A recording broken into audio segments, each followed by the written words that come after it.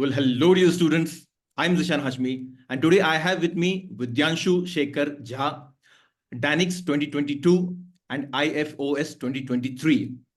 Here he's going to help you with the prelims 2025 strategy, not because he's a ranker, but because in his earlier 2 attempts, he failed in the prelims exam, but in his later 3 attempts, he cleared the IFoS cutoff back to back.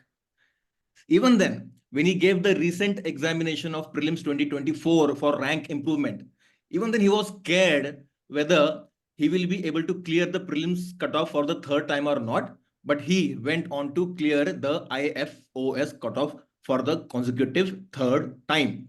And he'll be conducting an elaborate webinar on 26th of October. And here in this video, he's going to share as to how he used a balanced strategy of not only knowing the answer, but very importantly, deriving the correct answer based on your pre-existing knowledge. So welcome, Vidyanshu. Thank you, sir. Vidyanshu, we can quickly move ahead. In our telephonic interaction, you have mentioned a few questions starting from question number 75. Here, you have mentioned in the circle format, 4 becomes 2. So please elaborate on this. How were you able to mark this answer in the exam hall?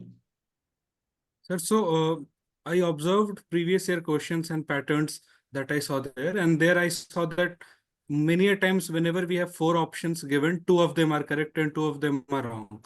So here in this question, although I don't blindly apply this trick, I use it only when I am down to 1 or 2 options. I have eliminated at least 1 option, then I apply this. So here in this question, I wasn't sure of all the options. I knew 1 or 2, but I did not know rest of them.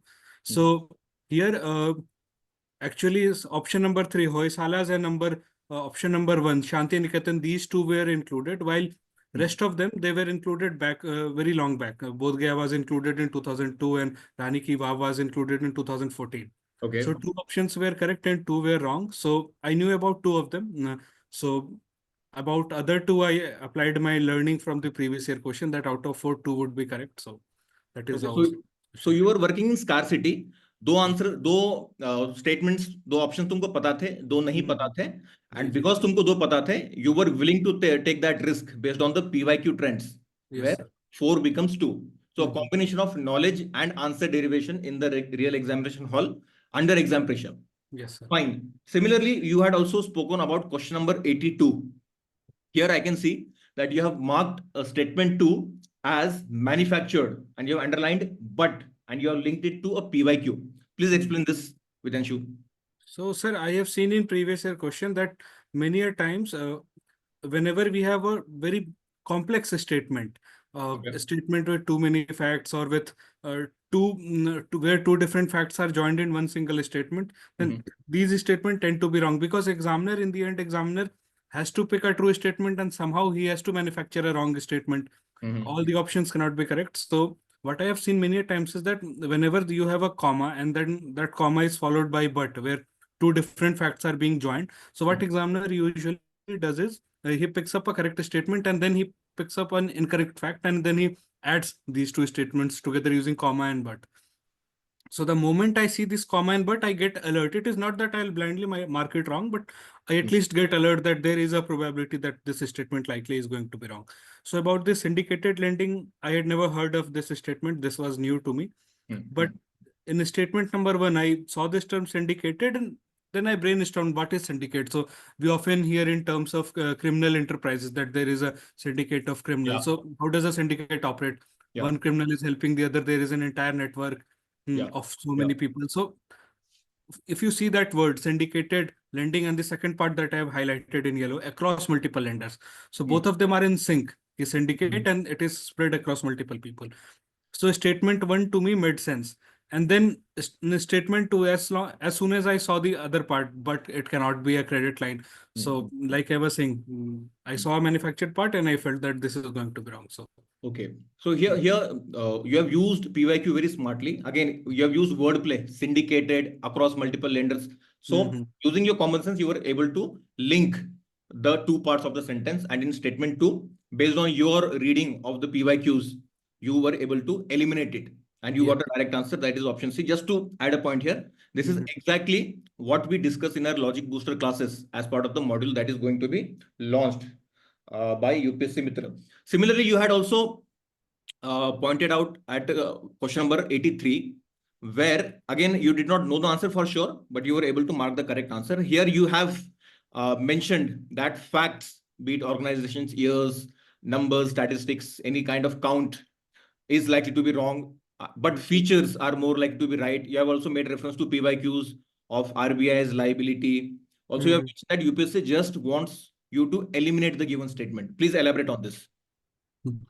So, sir, what I have seen is whenever a question talks about year, number, percentage, or organization, these statements are likely to be wrong.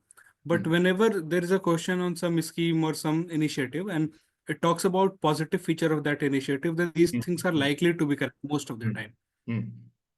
So, if we see statement number 1 and statement number 4, it is a sovereign currency which aligns with monetary policy, or it is freely convertible, then these are common features. So these positive features are like. Similarly, in the past, also, if I remember in 2021, also UPSC had asked question about RBI's asset and liabilities, that which of the following are assets and liabilities. So we had to choose. So this term, what is asset of RBI, what is liability of RBI, these things, it is a repeated PYQ theme. So you should know that the money that has been printed by central bank is actually its liability, not the asset. So statement 2 was a repeat from previous year question, and 1 and 3 were directly based on features of something.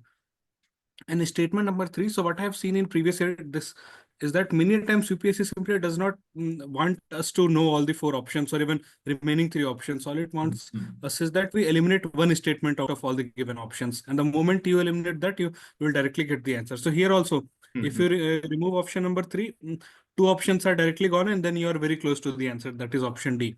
So it is a simple currency. A currency is never insured against inflation. And in the past year also, UPSC has asked question about inflation indexed bond and other bonds that are linked to inflation. So that thing is again being repeated because it is a simple currency. It has nothing to do with any inflation indexed bond. Right. Just to add a point, what you call positive sentences, in our classes, we call those progressive statements, right? Yes, progressive versus regressive. And that makes it easy for you either to select or reject the given statements.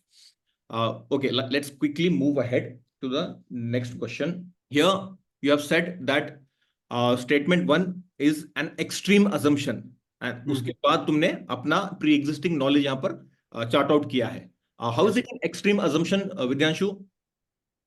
Sir जैसे to be honest in the exam hall मुझे ये parables का मतलब ही नहीं पता था कि क्या होता है ये अच्छा, पैराबल्स मतलब ही नहीं पता था कि पैराबल्स क्या होते हैं. ना So but that makes it even more interesting. Even then you were able to eliminate it. कैसे? But then prelims is all about brainstorming in the exam itself. अगर आप सिर्फ नॉलेज पे जाओगे क्या answer only those that I know, तो your attempt will come down to 20-30 question. Like it has been more than 5 years for me, 2 selections, and still I cannot attempt more than 30-35 questions based on my knowledge. तो बाकी आपको exam में ही brain storm करना पड़ता है. You cannot give up a question based on thinking अरे ये तो मैंने कभी सुना ही नहीं. So I have never heard of this term parables. मुझे नहीं पता है, एंड आई डोंट केयर. मुझे ये पता है कि एग्जाम में दिमाग लगाना ऑन द स्पॉट का ही एग्जाम है ये. ठीक है. सो अब ये पैरेबल्स जो भी होता है, I don't remember whether I saw the Hindi translation और नॉट. आप हिंदी ट्रांसलेशन देख सकते हो, ये भी आप कर सकते हो. मुझे याद नहीं मैंने एग्जाम में किया था कि नहीं, पर अब ये जो भी है parables, it seems like to be a story और समथिंग दैट काइंड. तो मुझे ये लगा कि जो भी ये पैरेबल्स है, there are so many Upanishad. We have read basically कि Upanishads are part of Veda. Every Veda has 4 parts, Brahmanas and Aranyakyas and Upanishad, Samhitas, like that. So Upanishad is part of Ved, and we already have 4 Vedas. So each Vedas might have one or more multiple Upanishad attached with it. तो आपके पास बहुत सारे उपनिषद हो गए. अब किसी भी उपनिषद में कहीं भी पैरेबल्स ना हो, ये तो थोड़ा एक्सट्रीम assumption है. हो सकता है एक उपनिषद में ना हो, किसी दूसरे ऑथर ने उस उपनिषद को रीइंटरप्रेट किया हो, उसमें उन्होंने कोई डाल दिया हो, कोई दूसरा स्कूल ऑफ थॉट हो. तो मैंने यूजुअली यही देखा है कि जो बहुत ही ज्यादा बोल्ड असर्टिव स्टेटमेंट होते हैं और आप इसको, जिनको आप यूनिवर्सली वैलिडिफाई करना बड़ा मुश्किल हो जाता है, वैसे स्टेटमेंट रॉन्ग होते हैं. Because UPSC would not want to venture into area which is controversial. ठीक है. There can be so many Upanishad, so many interpretation, so many authors. तो इसको यूनिवर्सली अग्री कर पाना थोड़ा मुश्किल होगा.